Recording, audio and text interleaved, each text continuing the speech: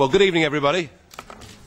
And can I, on behalf of the Europe of Freedom and Direct Democracy Group, say, on behalf of all of us, a big thank you to Mr Juncker for coming along and speaking to the most Euro-critical group in the Parliament. Thank you indeed for coming along this evening. We're very, very grateful for that. We really are.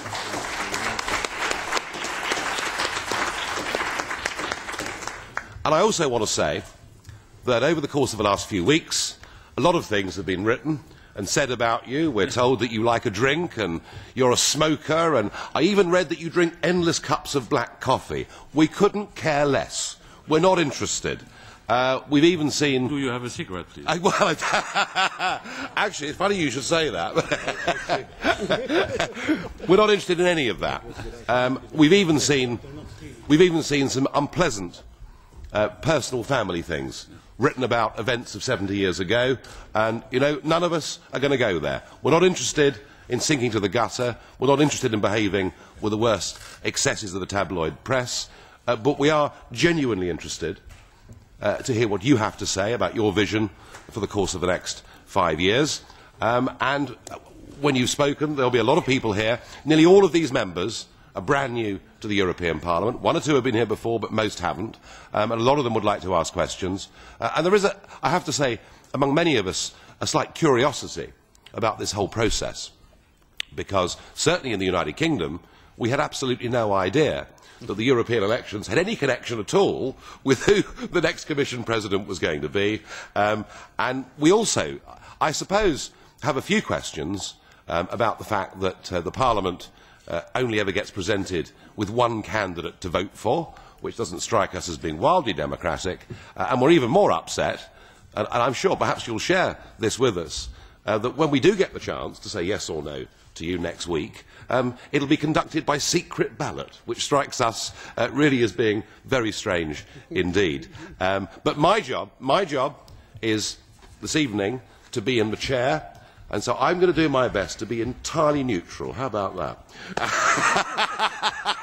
And if you believe that, you'll believe... No, really, I am, because everybody else will ask the questions. So, welcome to our group, and the floor is yours.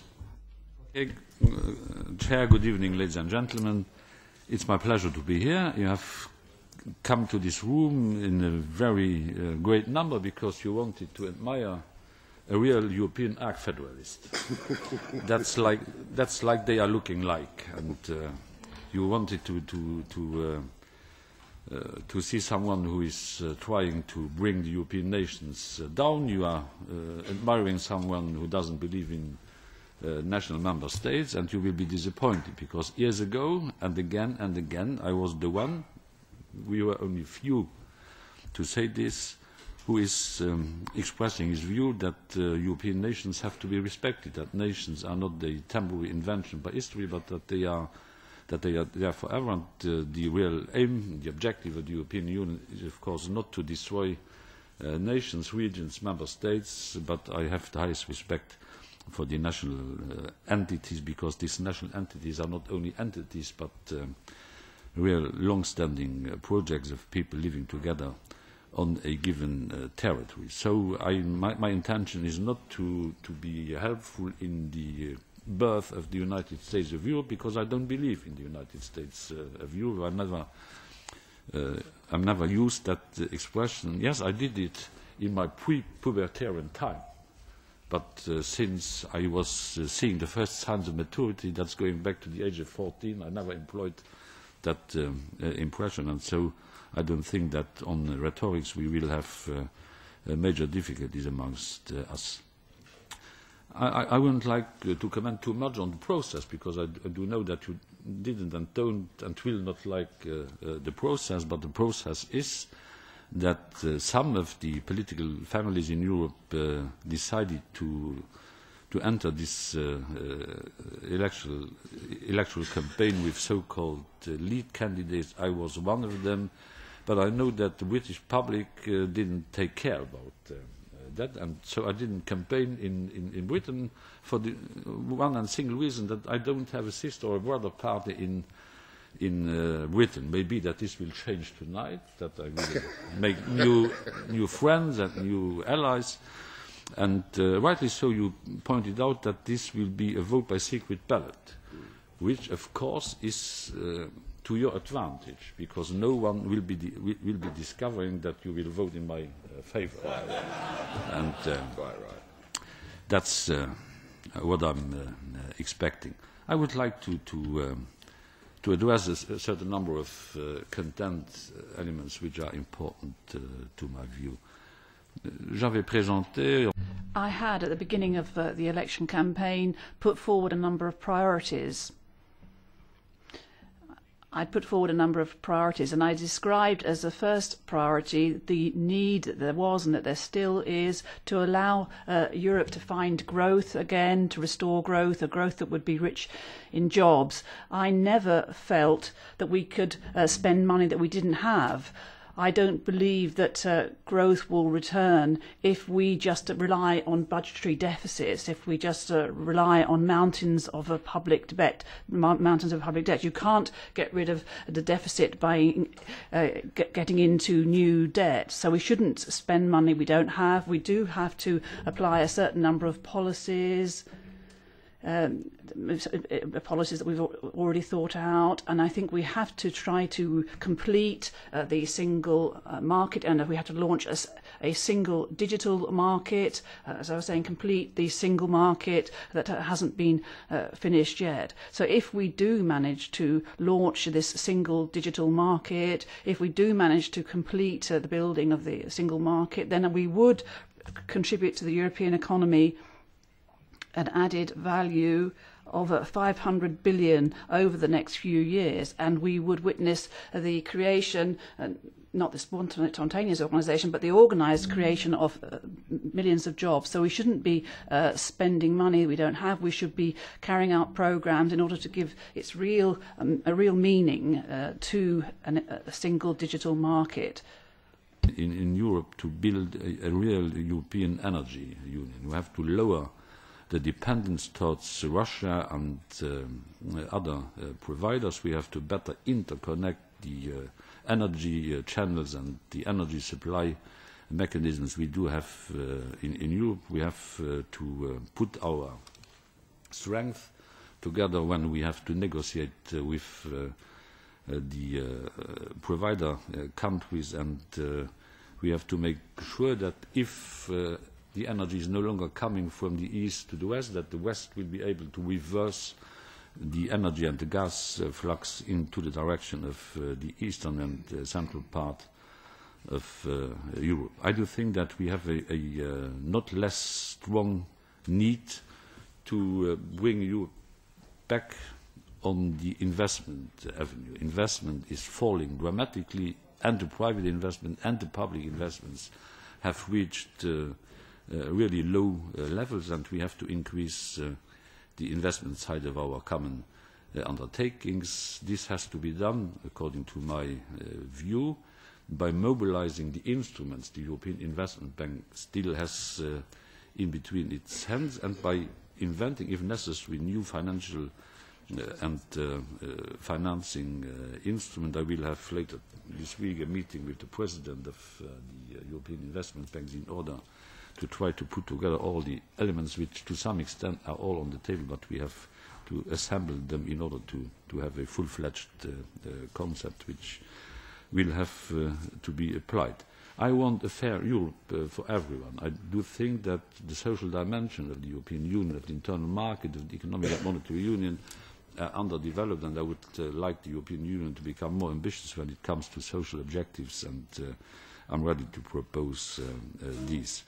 I am not very much in favour of prolonging, as far as the monetary union is concerned, the instrument of the Troika, because this instrument, although it has some merits, is lacking democracy, and we have to change this in the next coming years. I don't think that we will have accession of new members in the course of the next 5 years.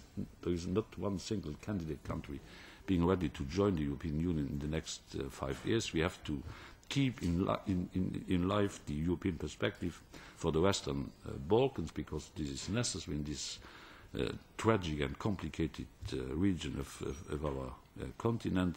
We have to pursue the and to continue the negotiations which are underway, but I don't think that this can and should be brought to an end. We have to deal with the problems of migration and immigration, both legal and illegal migration, because this is a problem which is not only hitting countries more openly exposed to this phenomena like Malta, like Cyprus, like Italy, like Greece, like parts of France. This is a problem for all of us, and we have to deal under the form of European answer to be given to this problem with this phenomena. I would like to say a few words on Britain, because I made it perfectly clear during the campaign, but you didn't follow the campaign. So I have to be more expansive at this point. One of my 5 priorities, mainly priority number 5, was to try to have a fair deal with Britain. I do want Britain staying as a constructive and active member of the European Union. This point of view is not shared by everyone in this room, but it's my view, because I have a great admiration not for the terrorist President of Britain, but for the British people, because the continental Europeans have to remember themselves that this continent wouldn't be free if Britain had not done in the past what the British, with the highest courage possible, were doing in interest of all the other European nations. So I'm admiring Britain for what Britain did, and I'm like Britain and the British, all the British, for their common sense, for their pragmatic approach when it comes to deal with all kinds of problems. I want a fair deal with Britain, because we have to respect not only the British nation but also the domestic decision-making process. There are decisions which have been taken by the House, and we have to respect that. And we have to take into account British specifics. And the day the British authorities, the British government, will present a list of requests to the European partners, we have to take them under meditation, and we have to negotiate. I'm not against the principle that from time to time and on different domains, competencies can be repatriated from Brussels to the national parliaments, under the condition that Britain and others will not block the members of the euro area if they want to increase the internal coherence of the euro area. I think that this is about democracy. The British are saying something, we have to respond to that. They have to listen to us, we have to listen to them, and I would like to have a fair deal with Britain, because all of us, we need Britain, and my personal point of view and my institutional point of view is that Britain also has the need to be part of the European Union, but we have elements of disagreement. I can't hide at that. So thank you so much for listening. Thank you. Thank you very much. Thank you. Thank you. Thank you. Now, what I'm going to do is I'm going to take questions in batches, and I'll point to you and introduce yourself and introduce your party, ask your question, keep them short and sharp. But I'm going to begin by asking David Borelli, the co-president of the EFDD group, to ask the first question. Grazie. Thank you very much. First of all, as a co-chairman, I'd like to thank our guest for coming along today.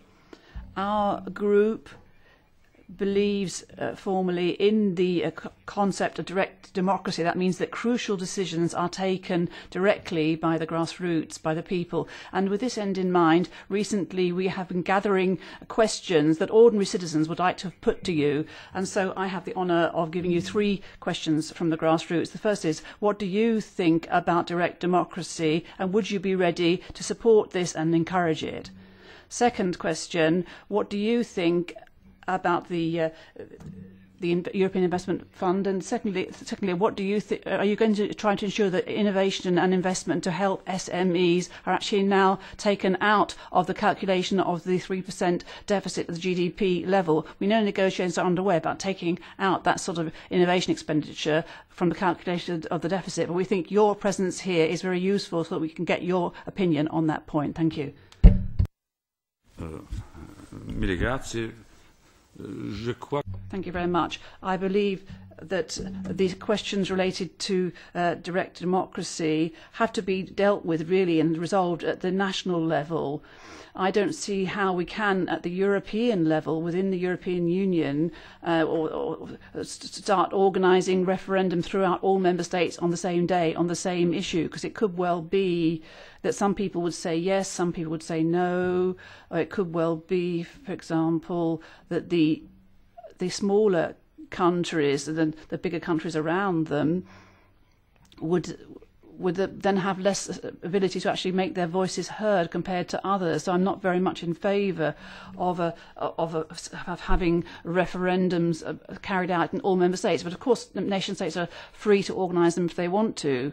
I organised a referendum in Luxembourg because I wanted to do on the constitutional treaty, having looked at what had happened in France and in the Netherlands, where there was a rejection of the constitutional treaty in referendums there. A few weeks later, organised a referendum in Luxembourg on the constitutional treaty, and it was the second referendum within 80 years in Luxembourg. We're not used to having a direct expression of citizens' will in this way through referendums, but I won that referendum in particular because I'd announced that I would resign if the Luxembourg people didn't say yes, because if there's some sort of political consequence or political sanction for the result of a referendum, then there's no point having a referendum. There's no point consulting them. If the people come out against a project of a government, or if the people come out against a project of a parliamentary majority, if they say no, then they're also saying no to those who've actually asked the question, to those who've put forward the proposal. So I say yes to national referenda, but I say no to European level referendums because there isn't such a thing as a European people. There isn't such a thing as a European people. And that's the reason why you can't ask me to organise popular referenda in Europe, because the European people and the European public opinion doesn't exist. So I'm in favour of normal democratic behaviours on the national level and not on the level of the European Union. En ce qui concerne as regards the redemption fund, so the resolution fund, the European Resolution Fund, well, that's not a topical issue at the moment, but in the context of the Economic and Monetary Union, various people put forward the idea of a European Resolution Fund. We'd have to examine that before we introduce this sort of mechanism. Other sort of conditions would have to be met first. There'd have to be increased budgetary discipline when it comes to fiscal harmonisation, for example, when it comes to increased coordination of the economic policies of member states of the monetary union, and then so that's all for the resolution fund. And this third question from your vice chair, I am a champion of applying the Stability and Growth Pact as it exists, and that also includes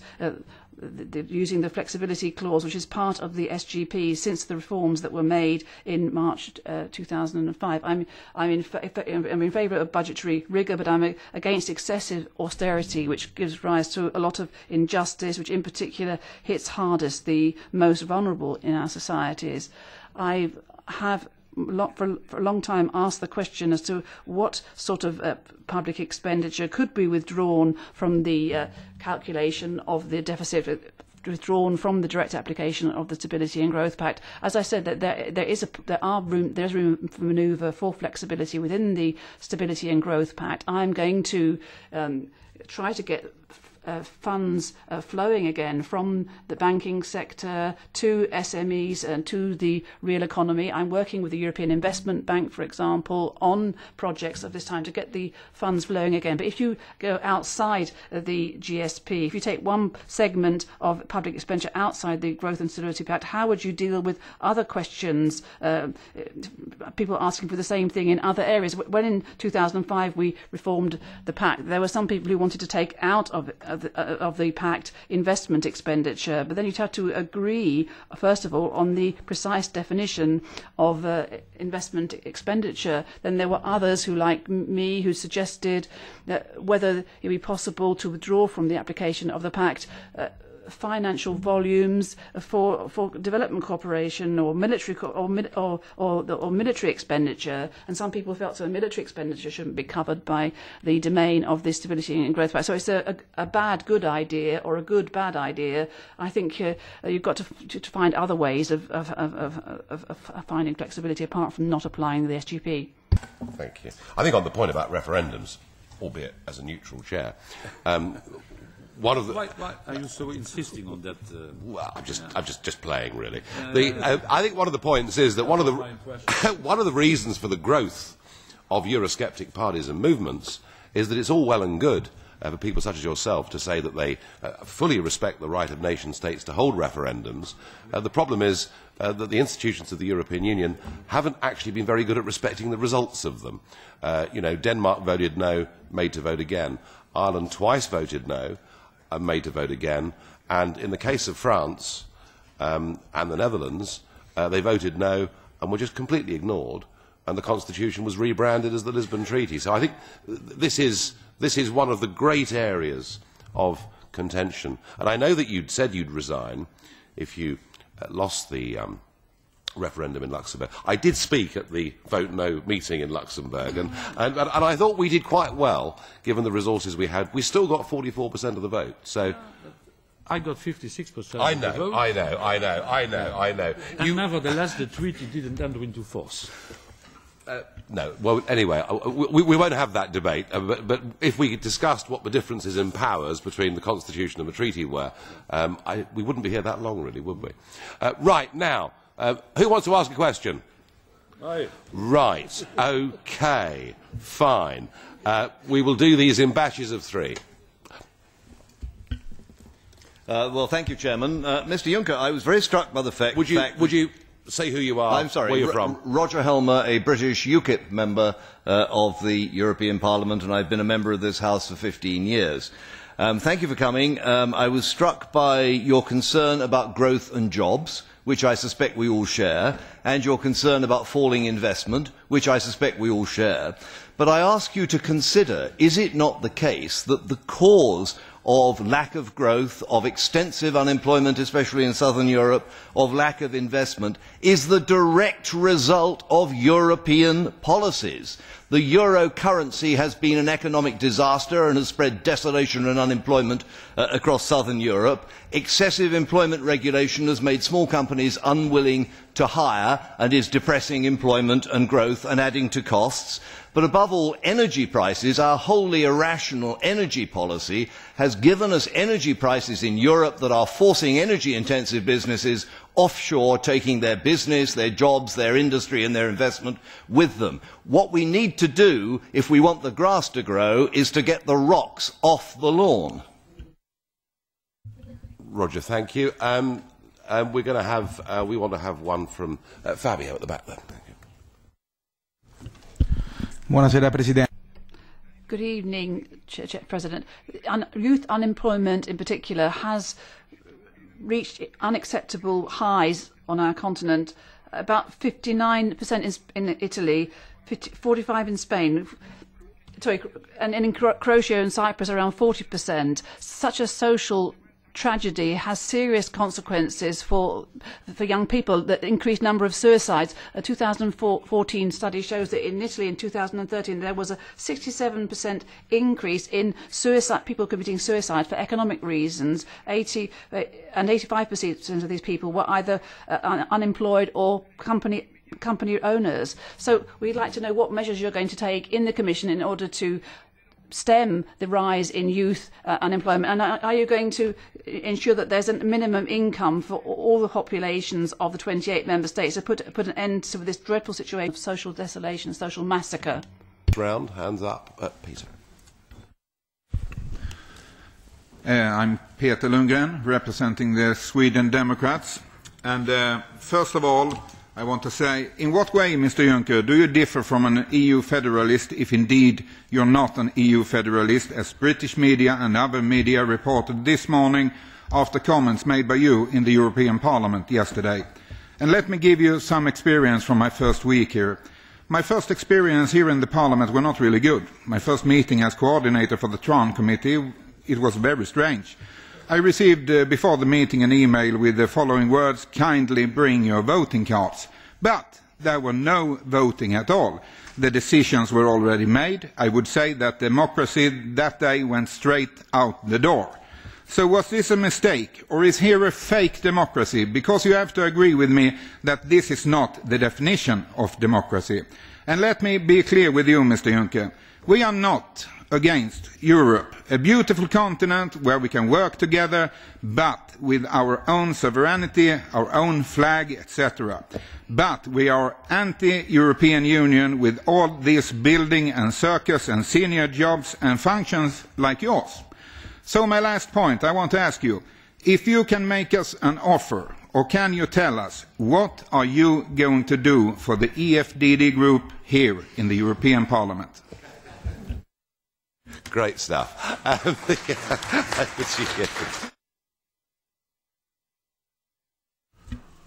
Oui, enfin, je vais tout faire pour que la... I shall do everything possible to ensure there are a few of you next time around. That's what I'll do for your group.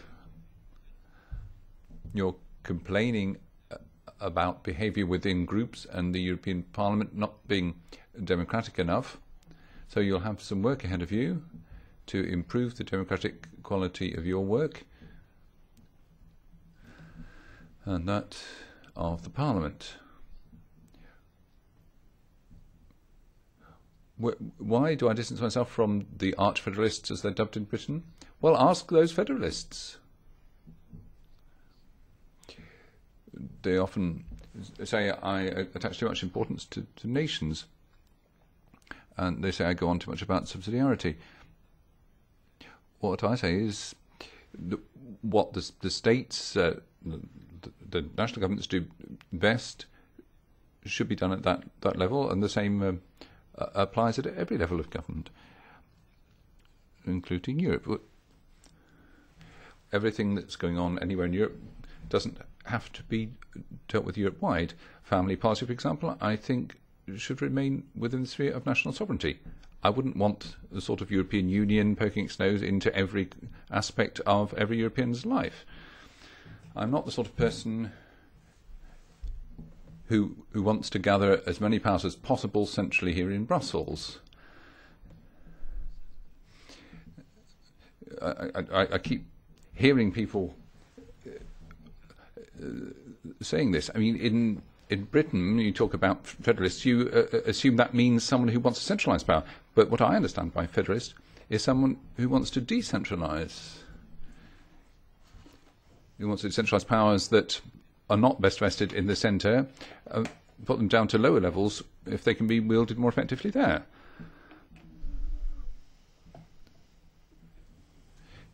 So that we can set up a virtual circle with the job being done at the most appropriate level. So that's what I mean by federalist. Now, I'm in a club. I have to express all my interests. I'm not a multi-millionaire. I don't hold masses of shares.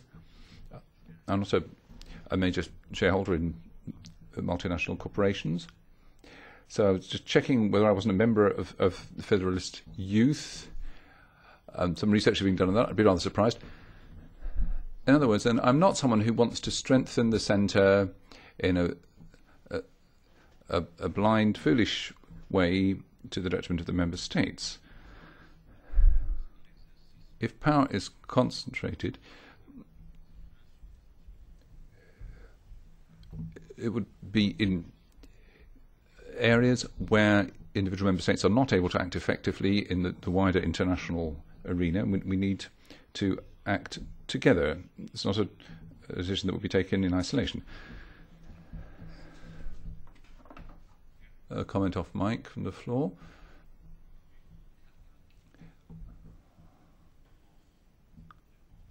In partial reply to Mr. Helmer,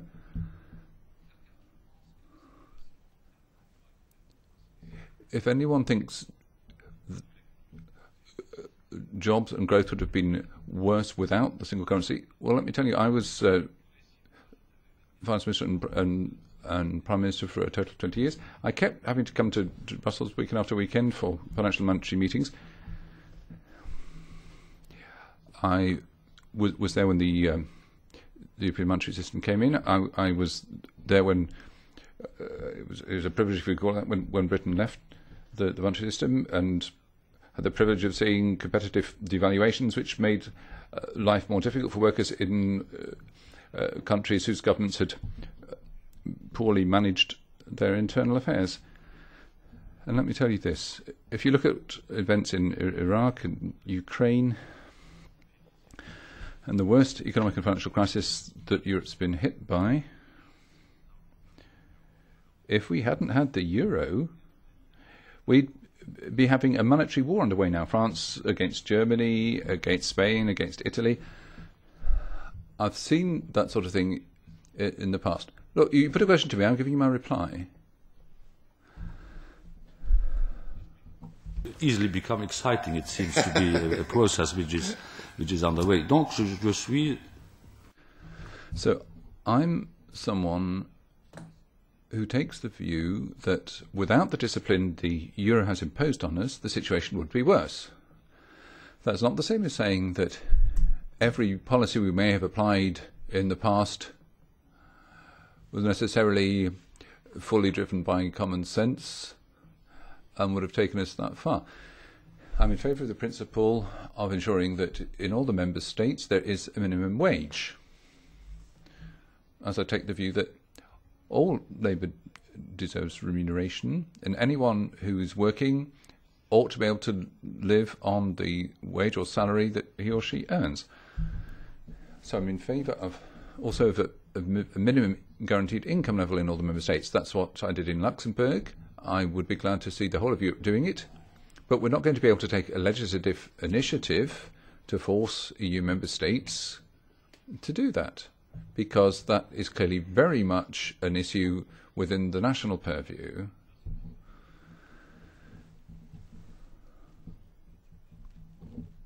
I beg to differ from you. I agree to a certain extent with you.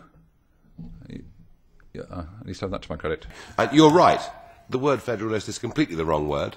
It's hopelessly out of date. It's not federalism that those of us on this side of the argument object to. It is unitary, centralised government that we're objecting to. So I think, yeah, it is a completely misused word and hopelessly out of date in the context of this European debate. Right, who's up next? OK, one over there. Yes, William. Thank you. Mr Juncker, first of all, thank you for visiting us. Say who you are, please. William Dartmouth, MEP for the UK Independence Party. Do you still consider free movement of people within the European Union as fundamental, even though there are now very large differences of national income between countries in the EU? Thank you. And who is up? Right. Yes, OK, thanks. Yeah, go on. Ok, vorrei chiederle... Good evening. Giulia MOI is my name. I'm from the Five Star Movement. I'd like to put it to you that Europe has great farming and food resources and great biodiversity. According to a number of news items that have come in from the US, they're calling for this diversity in Europe not to involve denominations of origin, which protects the small and medium-sized companies that produce these goods in Europe. According to certain more recent European rules, furthermore, we've seen a position where seeds for various crops are being standardized on a huge scale, and that may lead to GMO seed being used. So can you protect that special characteristic of Europe? Thank you. And Jonathan Arnott. I'm from the UK Independence Party, a newly elected MEP. At the European elections in the United Kingdom, over half of the vote went to Eurosceptics, at least by the standards of this place, or to withdrawalists, such as the UK Independence Party, which won those elections. You say you don't have a sister party in the UK. but the Four Freedoms Party, which had UK EPP on the ballot paper, got just 0.17% of the vote. So my question is about Spitzenkandidaten. It doesn't work because, as you yourself said earlier in this meeting, there is no such thing as a European people. Fewer than 1 in 500 British voters supported you, and what we got was a situation where Schulz gets a second term as President of the European Parliament, and it's agreed amongst the biggest groups in the Parliament that you get the President of the Commission. And I ask you to can you understand how that will be viewed, how that will be perceived by the British people, and that will surely push Britain closer to the exit door? Do you agree that a majority built by the two main parliamentary groups in the European Parliament is a majority? But I'm grateful for your information, because till now I don't know if all the members of the two largest parliamentary groups in the European Parliament will vote into my favour. That's the reason why I'm coming here, because I need support, and that's the reason why I'm here. When I was saying that the European people doesn't exist, I wanted to say about that the European people doesn't exist in the sense of national people do exist for centuries. It's something different, like the European Union is something different. I'm a lawyer. When the lawyers don't know how to call a beast, they are saying that this is a sui generis thing. The European Union is a sui generis identity, but doesn't have a European people in the sense we are qualifying national people. So that's the reason why I'm described by many so-called federalists in Europe as someone who doesn't really understand what is going on in Europe. Well, many things I don't understand, but I would like to give you the feeling that it is necessary on this complicated continent to bring national sovereignty parts together, where nations in a stand-alone can no longer make sure that their sovereignty will lead to any beneficent result. As far as biodiversity, en ce qui concerne Madame la... Turning to your question, Madam, on biodiversity, I believe you're referring to the ongoing negotiations between the United States and the European Union on the free trade agreement. May I say, first of all, that I'm in favour of that agreement, since I feel it will be to the advantage of the peoples of the US and Europe. But within those negotiations, we cannot act as if we were prepared to do absolutely anything in order to complete that free trade agreement. We cannot give up our position on health protection.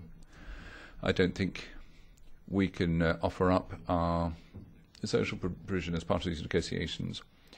Data protection provisions can't be part of the deal either. Everyone trading in Europe must respect European rules, regardless of where the headquarters of the organisation may be found. In other words, European rules must be respected, certainly in the instance of the agri-food industry, which plays a huge role in Europe, which our partners on the other side of the Atlantic cannot afford to overlook. I'm very unhappy regarding the rules currently being applied to GMOs. If you look at 1507, for example, if the Council doesn't come out with a majority to oppose, the Commission has to decide what to do. If we don't proceed, we could be challenged in the court. There are certain situations which arise in democracy which make me feel somewhat awkward, and I'm wondering whether we can't get the Parliament and the Council involved in the decisions on this.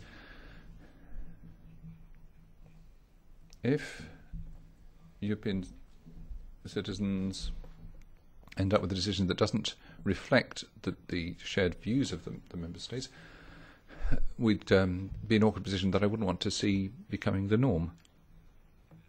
On the free movement of workers, we regard that as a fundamental right. This is something that goes right back to the Treaty of Rome. I don't believe that everyone moving around the European labour market are parasites or criminals trying to abuse the welfare systems that they find wherever they go. There's only 2.5% of people moving at all, whereas in the United States, Canada, Australia, there's far more labour mobility than in Europe. So we're really talking about a marginal issue. There are instances of abuse, and those have to be tackled. I'm in favour of free movement of workers. I certainly don't want to facilitate the actions of people who might wish to abuse the systems, but it's up to the member states to adopt in their national legislation, administrative practices and police guidelines to make sure that abuses do not occur.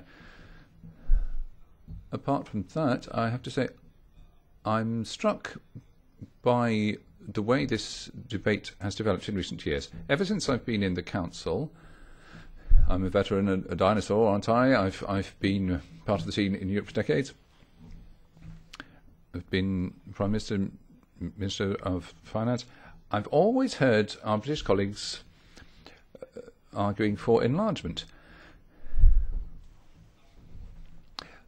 That when it hadn't come about, they wanted enlargement because it was felt that would prevent deepening. But once the enlargement has taken place, they're saying, well, actually, no, we don't want the poor members to be able to move around. I can't accept that sort of approach in Europe, so I remain of the view that the member states have to deal with these issues. There's no reason to move away from that European principle of free movement, but the actual practices governing the rules are national. Cameron has been a great proponent of enlargement of the European Union, a very keen advocate of that, and you're right. One of the consequences that goes with that has been an increasing flow of workers from all parts of Europe to Britain and to other northern European countries. But I think quite clear in what you said to us just now that this has been here since the Treaty of Rome and this is not up for negotiation. Yep. Thank you.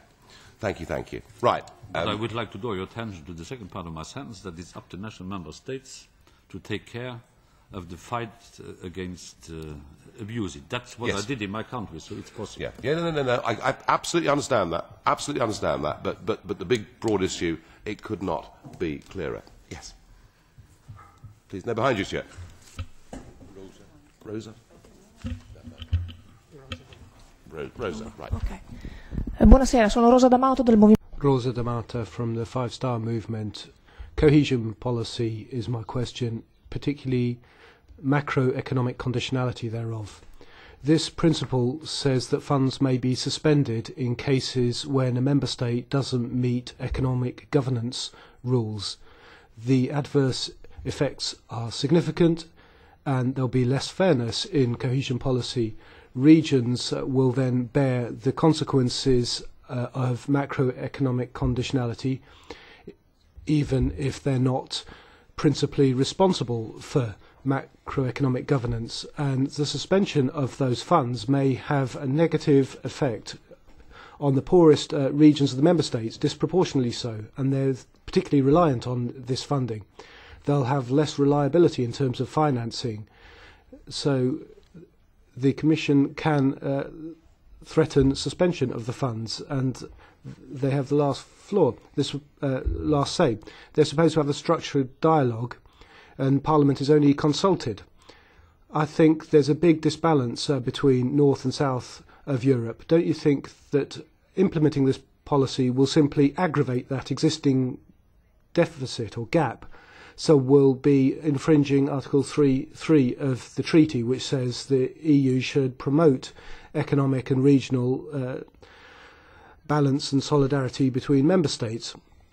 Parliament's the only democratically elected body, and so this group is meant to be about direct democracy, and we can't support our institution not having any decision-making powers in this structured dialogue, particularly with regard to the consequences on the regions and citizens we represent.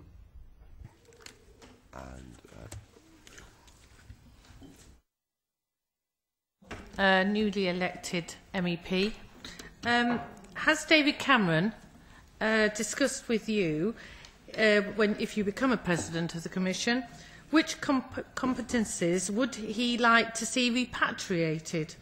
And would that treaty require the support of the 27 countries? We'll take one more in this particular round. Yes, please. Laura Agea, Movimento 5 Jama, Five-Star Movement.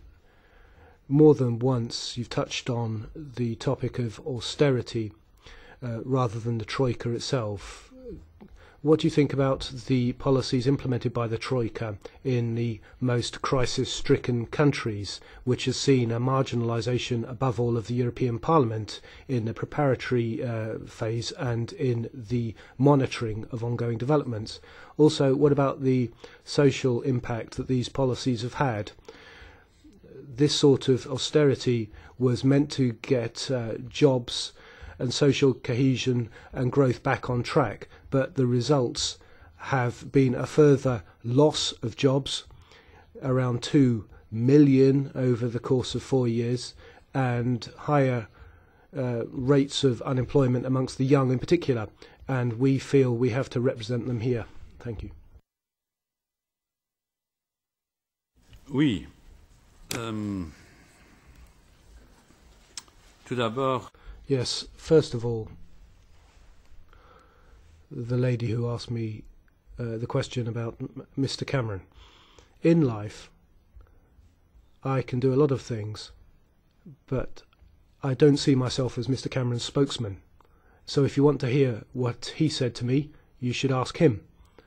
I'm not his spokesperson, and if I was applying for that job, I'm pretty convinced he would turn me down. We've spoken, albeit briefly, on a Sunday evening when we were both in a good mood, which meant we could avoid the subject which probably would have provoked the most bad temper. As far as the Troika is concerned, this is a programme-style speech that the President cannot embark on with you, really. I'd say there's a prehistory to the prehistory of the Troika. Some countries parted from common sense and they failed to abide by their responsibility to other generations. They acted to the detriment of future generations. They ran up debts and deficit and they didn't manage their countries properly. On top of that, there was the sudden shock of the economic and financial crisis, the international crisis, which still further worsened the problems of those member states. In terms of the Eurozone, well, you would say if we didn't have a Eurozone, we wouldn't have had the problem, but we would have had other problems. In the Eurozone, we were trying to repair a flying aircraft as it flew in flames, and really we had to improvise ways of fighting the crisis at every turn, tools that we didn't have at the time. The Commission has no experience in terms of structural adjustment programmes, since the Commission has never had to run such a programme. The International Monetary Fund had that expertise, and so in part we turned to the IMF for assistance in that work. I'm the sort of person, having chaired the Eurogroup, who saw this adjustment and the action by the Troika and some of its component parts with a degree of growing pessimism, because on numerous occasions I noted that their forecasts, on the basis of which the adjustment programmes were founded, were inaccurate, and every time we started up an adjustment programme, we had to have a B programme which allowed us to correct our aim if the macroeconomic conditions failed to follow our initial forecasts when the programme was established. I would say that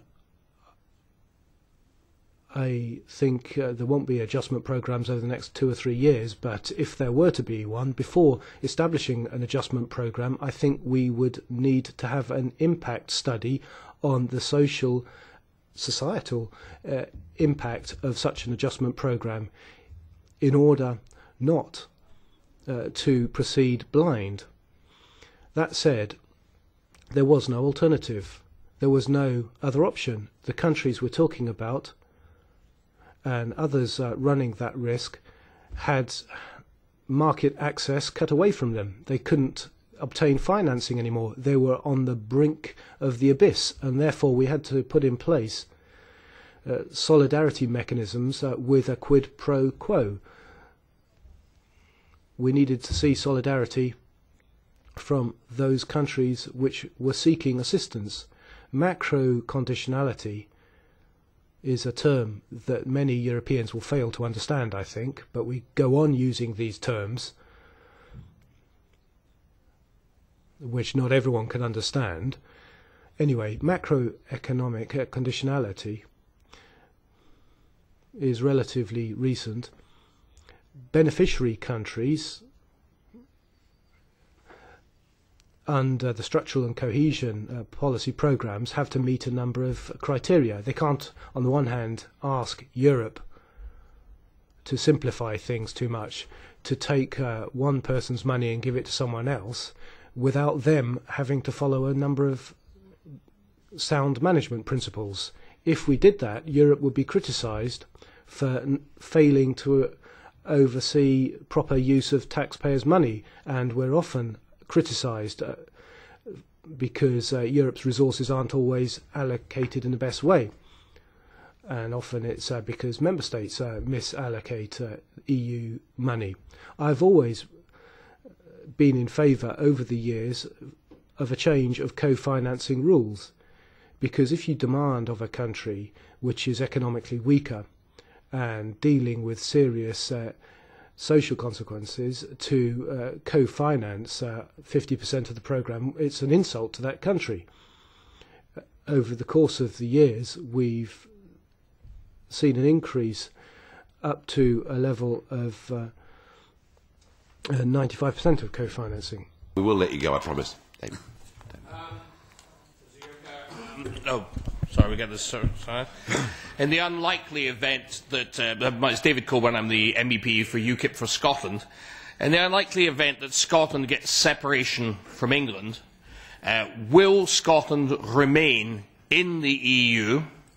And if, for example, it is not in the EU and it applies for membership, will it have to adopt the euro? Thank you. Ignazio. Okay, Ignazio CORRAO MEP.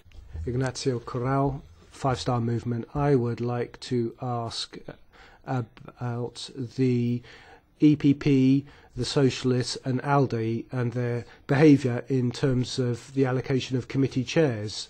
They've really come out hard and frustrated this group's aims, and that really frustrates the votes of millions of citizens.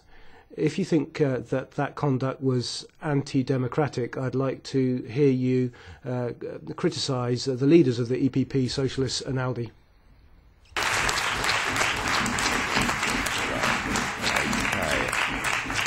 And we're going to take one more in this round. Christine. Yep. Tack så mycket. Jag heter Kristina WINBERG och är ny... Kristina WINBERG. I'm a new MEP. I'm from Sweden and I represent Sweden Democrats. Mr. Juncker, then. Since I'm new here, I have to say, first of all, I was very disappointed by the way in which positions were allocated within parliamentary committees. As I was saying, I'm new, and I read Article 17.3 of the Lisbon Treaty, which talks about how positions should be allocated, and I wonder what the consequences will be for the future. Will we be deprived of speaking time or of reports that we ought to get? I don't think this behaviour is acceptable.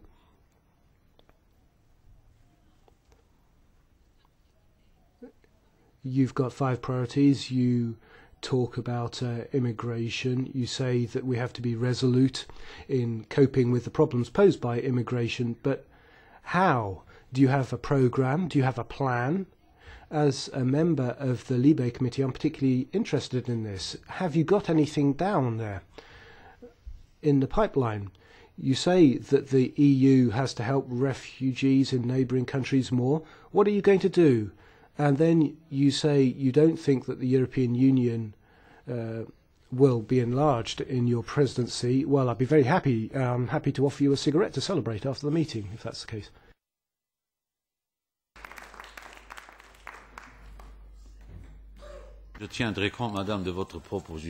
I'll take your proposal on board. I'm sure it will be immediately implemented. As far as enlargement's concerned. Not about the rest.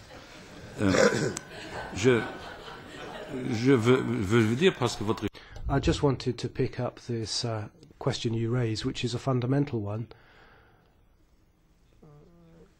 in terms of the response. The commission I run, although I won't call it my commission, is not yet in place. That's why I can't give you a full answer. I'm waiting for the other 27 commissioners to be appointed, and then we can work on a programme. According to the treaty, the President is only entitled, in fact obliged, to give general outlines of action for the commission they will preside, and I'll do that next Tuesday in the European Parliament, because that's where the next Commission President will have to speak to the main elements of their programme. And next Tuesday I won't be able to embark on all the details with you, because simply to put in place immigration policy, legal and illegal immigration, external border protection and so on, it would take several hours alone to do that. So the commissioners who are responsible for this will have to speak before the Parliament for the policies for which they're responsible in detail. You've asked me a question about how Parliament organises its work. Well, I'm not sure what tradition you come from, but in my country the tradition is that the government deals with government business and the Parliament deals with Parliament business, and the courts deal with their own business and not other people's. I am a great believer in the separation of powers, and I don't have the will or ambition to enter into that debate when I'm not familiar with the details. I wasn't party to the arrangements to which you've alluded, but I certainly noted down your wish to play a full parliamentary role as incumbent on a member of this Assembly. But you'll have to put your points to the presidents of the other political groups. Can you hear me or not? I am hearing you, it comes the answer. Maybe I haven't been clear enough, but I just wanted to say I can't give you a proper answer because you're describing a process in which I've played no role.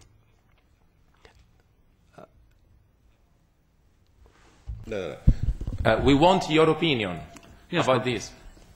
Before expressing a view, it is an old tradition in my camp to be informed on what was happening. I can say it's a crime, it's a disaster, it's a wonder, I don't know what did happen. If I'm informed, I will perhaps let you know what I have. No. But I'm not involved in this business, but in fact I'm disinterested in this business. As far as Scotland is concerned, the colleague there, yes, okay, there too I have to say, as a matter of principle, that this is a question in the hands of the British people and of the Scottish people. It's up to the UK to deal with that question. I don't think that it would be wise nor intelligent to give foreign advice when it comes to a question which has to be dealt with in the framework of the constitutional order. I didn't ask for foreign advice, sir. What I asked you for was an opinion as to whether Scotland, if it became independent from England, would still remain within the European Union. That's something that only you can answer. Mr Salmond, the First Minister of Scotland, spends all his time telling the Scots that they will remain within the European Union, but that doesn't seem to be the answer from Monsieur Barroso or various other people.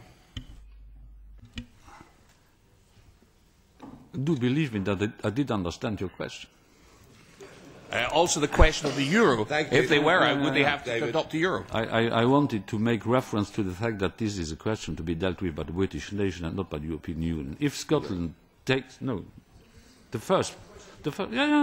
second part of your question was if yes or no, in the event Scotland would decide in favour of independence, Scotland would be automatically a member of the European Union, and if not, should have to apply, and if applying, should have to take on board the euro. Mr Van Rompuy, a president well known to the chair, and Mr Barroso were perfectly clear on that. I don't have to change a word as far as their declarations are concerned. Okay, last round, because I think we've had a... At the back, yes, thank you. Salve, sono Dario Tamburrano. Dario Tamburrano, Five Star Movement, ITRE Committee. Mr Juncker, future President of the Commission, in the Five Star Movement we're enthusiasts for your wise choice to include energy as point number 2 in your programme. For us, that's one of the key challenges that Europe and the entire world will need to tackle as soon as possible. We're firmly convinced that only swift transition to a decentralised, low-coal, renewable energy system will help us deal with the lack of energy in the EU, which sadly hasn't adequate natural resources in terms of energy.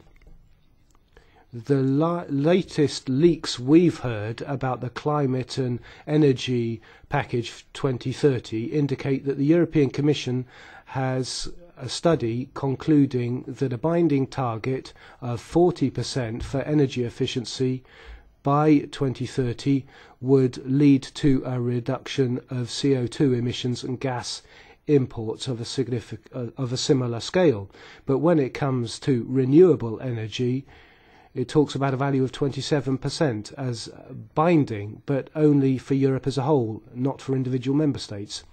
So we are therefore wondering what direction in detail will go into your 2030 climate and energy package, and how will you make that direction compatible with the current austerity policy and individual member state policies which may be pulling in a different direction? Thank you.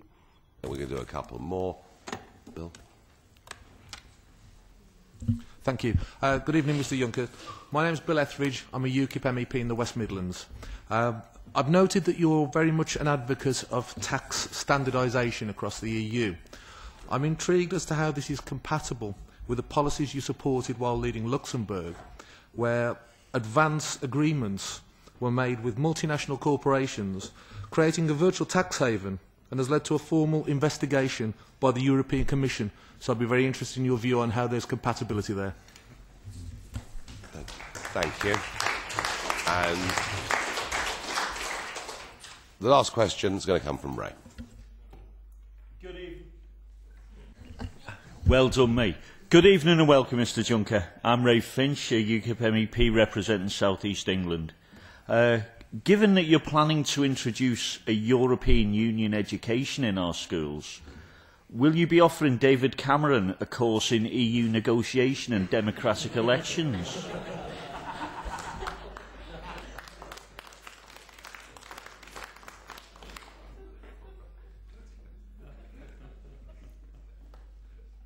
It would depend on the price he would offer me.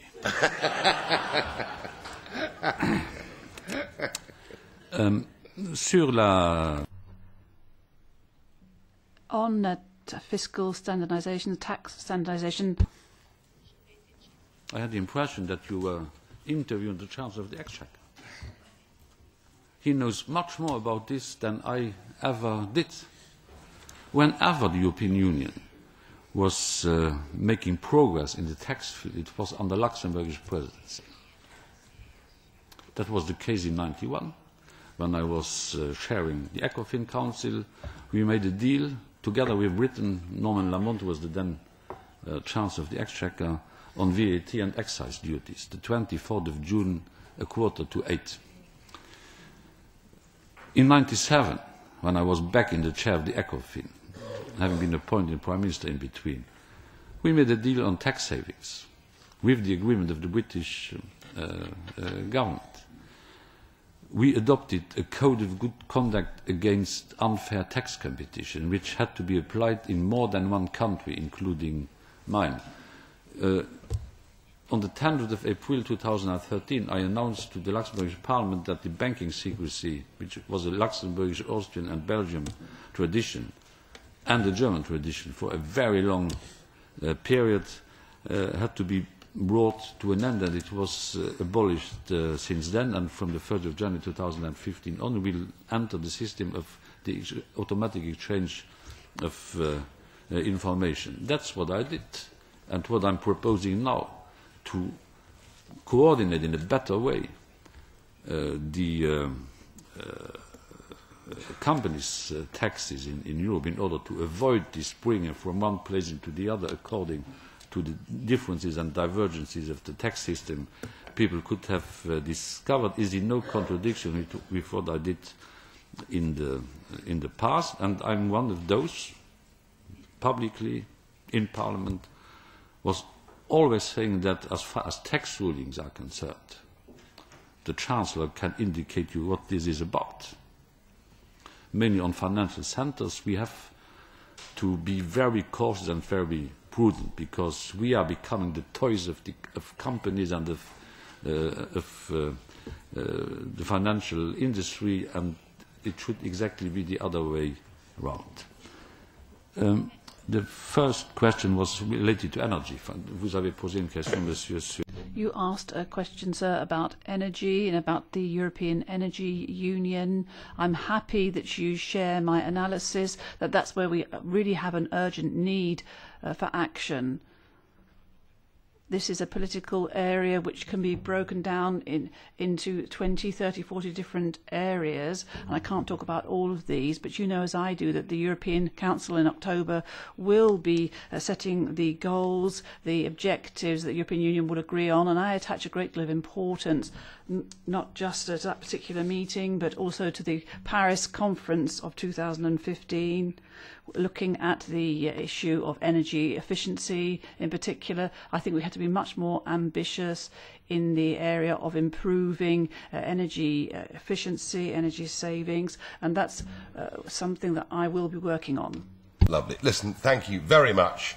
Can I, on behalf of all of us, thank you for giving up so much of your time, for generously answering your questions, and certainly from a British perspective, saying things with such clarity that I think it will actually shape and influence much of the debate for a very long time to come. And we will see you in the chamber in Strasbourg next week. Thank you very, very much indeed. Thank you.